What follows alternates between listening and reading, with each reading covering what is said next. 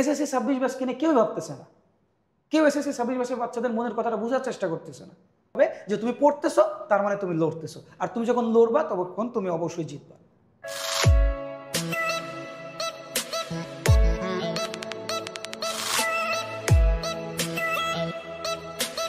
আসসালামু আলাইকুম আমার প্রিয় শিক্ষার্থীরা, আজকে আমি তোমাদেরকে পড়াবো না, কিন্তু এমন কিছু কথা বলবো যেটা তোমার জন্য খুবই গুরুত্বপূর্ণ। বিশেষ করে এসএসসি 26 এবং এসএসসি 27 ব্যাচের বাচ্চাদের জন্য এই ভিডিওটা হবে খুবই খুবই খুবই গুরুত্বপূর্ণ। তো সবার কাছে আমার রিকোয়েস্ট থাকবে যে তোমরা দয়া করে ভিডিওর ফার্স্ট থেকে লাস্ট পর্যন্ত একটু দেখবে। আমার ভিডিওর যে পিছনে যেটা আছে সেটা তোমরা দেখলে বুঝতে পারতেছো যে এসএসসি 26 ব্যাচ, এসএসসি 26 ব্যাচ কেন আত্মহত্যার পথ বেছে নিচ্ছে। একটা নাম্বার তার জীবনের কি শেষ কারণ হতে পারে?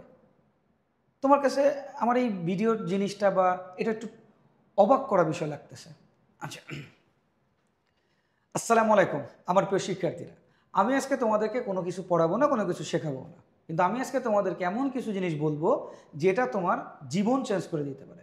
খুবই গুরুত্বপূর্ণ কিছু জিনিস আমি তোমাদেরকে আজকে আলোচনা করে দেব। আসসালামু আলাইকুম আমার এসএসসি ব্যাচের প্রিয় শিক্ষার্থীরা, আমি আজকে তোমাদেরকে কোনো কিছু শেখাইতেও আসি নাই, তোমাদেরকে কোনো কিছু পড়াইতেও আসি নাই, কিন্তু আমি তোমাদেরকে এমন কিছু কথা বলবো যেটা তোমার জন্য, বিশেষ করে যারা এখন এসএসসি 26 ব্যাচ এবং এসএসসি 27 ব্যাচ আছো, তাদেরকে অবশ্যই এই ভিডিওর ফার্স্ট টু লাস্ট দেখতে হবে।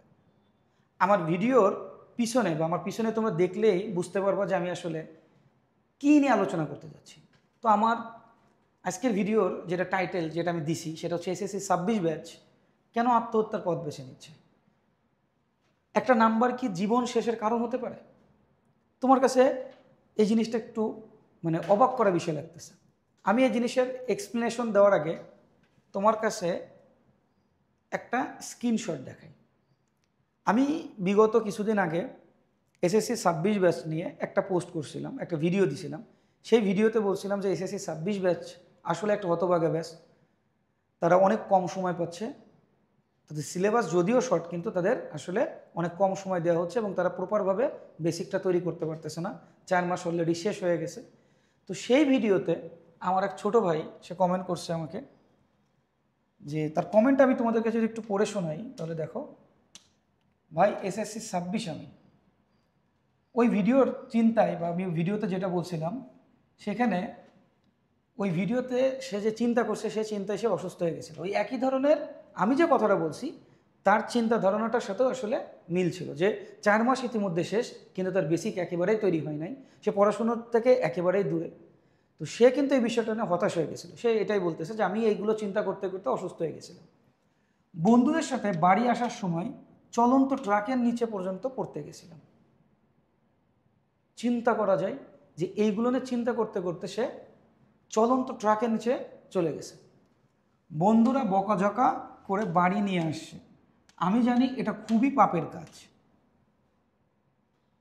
আসলে ভাই আমি অনেক পড়ি বাট আমি ভুলে যাই। বিশ্বাস করো এই সমস্যাটা না কিন্তু ওর একার না, এই সমস্যাটা 90% বাচ্চাদেরই। বাচ্চারা অনেক হতাশ, বিশেষ করে এসএসসি 26 ব্যাচ। এতটাই তারা হতাশ হয়ে যাচ্ছে, দিন যত যাচ্ছে, পড়াশোনার পরিমাণ যত বাড়তেছে, সিলেবাস যত শেষ হচ্ছে, কঠিন টপিক তত সামনে আসতেছে, ততই কিন্তু তারা আসলে হতাশ হয়ে যাচ্ছে।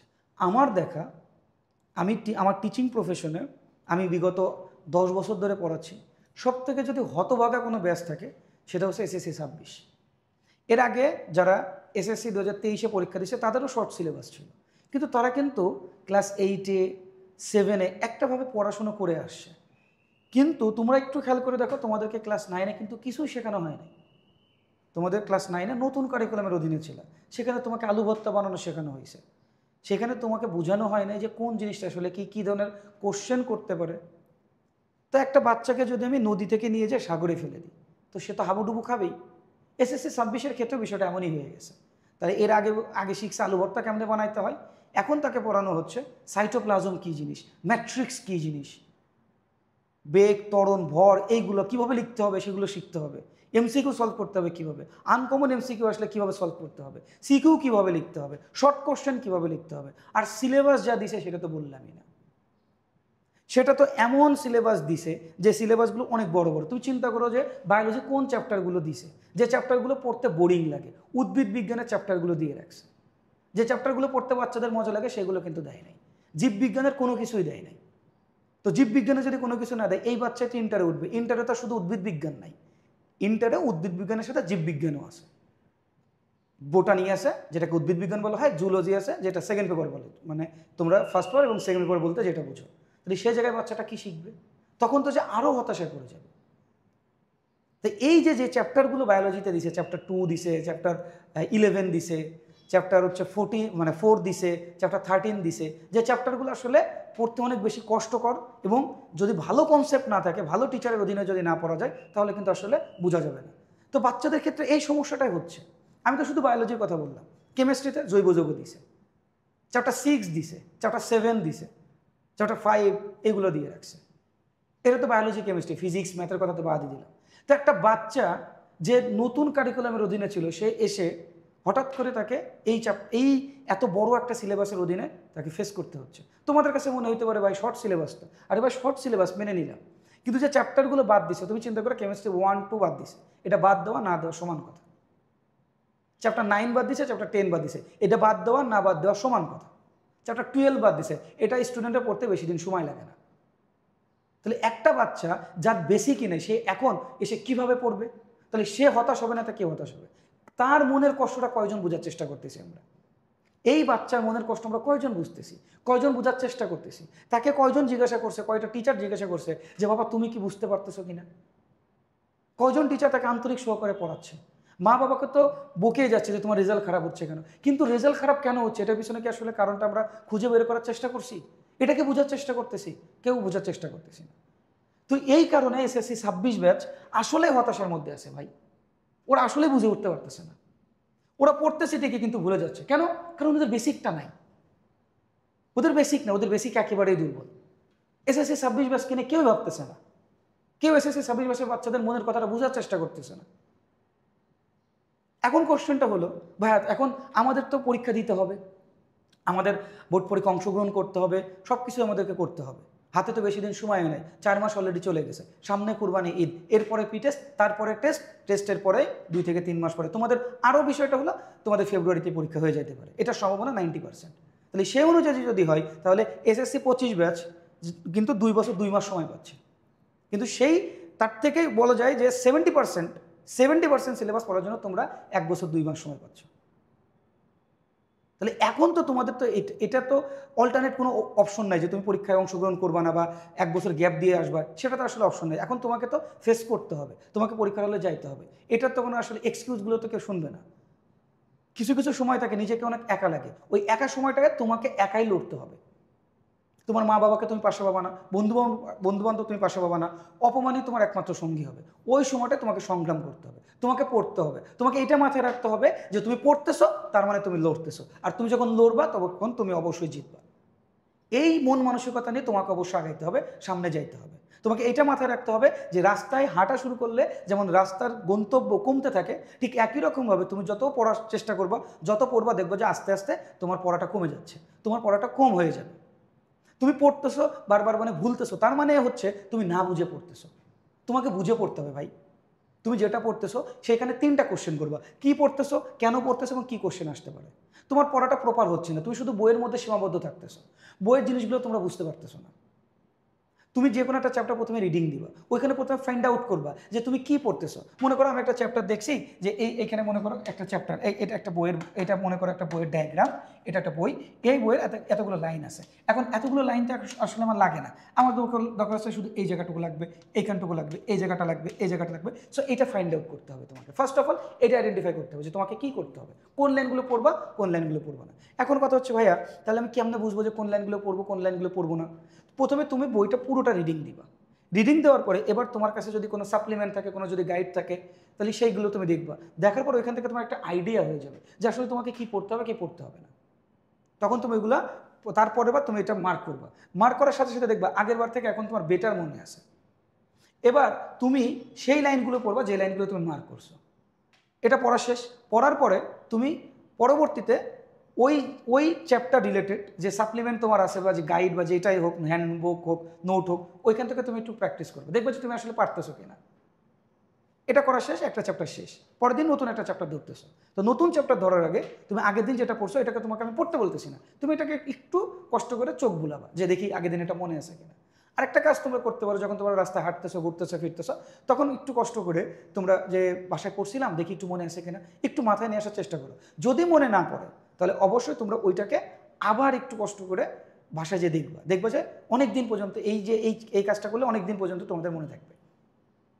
এটা আমি করতাম, আমার বহুত বন্ধু বান্ধব করতো যারা এখন অনেক ভালো ভালো জায়গায় আছে, ঠিক আছে, বুয়েটে যারা চান্স পাইছে, মেডিকেলে যারা চান্স পাইছে। আমরা তো এই জিনিসগুলো কিন্তু করলে তোমরা কিন্তু অনেক ভালো একটা মানে তোমার মেমোরিটা অনেক শার্প হবে। তুমি যত বেশি ব্রেন প্র্যাকটিস করবা, আমাদের দুই ধরনের মেমোরি কাজ করে, একটা হচ্ছে শর্ট টার্ম মেমোরি, একটা হচ্ছে লং টার্ম মেমোরি। তুমি যত নিজের মস্তিষ্ককে প্র্যাকটিসের মধ্যে রাখবা, দেখবা যে তত তোমার জন্য হেল্পফুল হবে, তোমার short term memory long term মেমোরিতে কনভার্ট হয়ে যাবে। এখন কথাটা হচ্ছে ভাইয়া এইভাবে করলে না আমি আমার স্মৃতিশক্তি বাড়ালাম, কিন্তু আমি যেটা বুঝতেছি না সেটা আমি কেমনে পড়বো। তোমাদের টেনশনের কোনো কারণ নাই ভাই, আমি এরকম হাজার হাজার SMS প্রতিদিন পাই। এটা তো একটা, আমার হোয়াটসঅ্যাপে, আমার মেসেঞ্জারে, আমাদের পেজে, ভাইয়া আমরা হতাশ হয়ে যাচ্ছি, আমাদের জন্য কিছু একটা করেন, আমাদের জন্য কিছু একটা করেন। তো তোমাদের কথায় মাথায় রেখে আমরা বায়োলজি সিকার্স পেজে প্রতিনিয়ত কিন্তু ফ্রি ক্লাস নিচ্ছি।